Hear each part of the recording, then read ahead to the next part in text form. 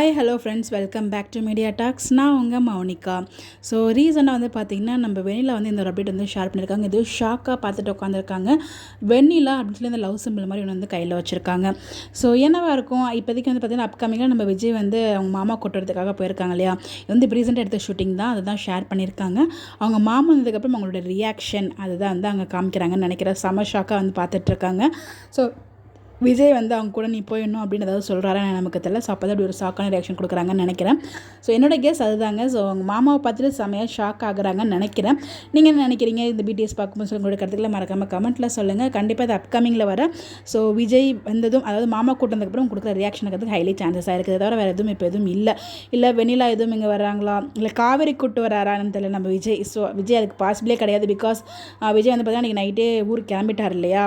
So அதனால் அதுக்கு வாய்ப்பு கிடையாது. எனக்கு தெரிஞ்சு அவங்க மாமாவை கூட்டு வராங்க, அதில் தான் அவங்க ஷாக் ஆகுறாங்கன்னு நினைக்கிறேன். வெயிட் பண்ணி பார்ப்போம். நீங்கள் என்ன நினைக்கிறீங்க சொல்லி உங்களுடைய கருத்துக்களை மறக்காமல் கமெண்ட்டில் ஷேர் பண்ணுங்கள். Bye bye.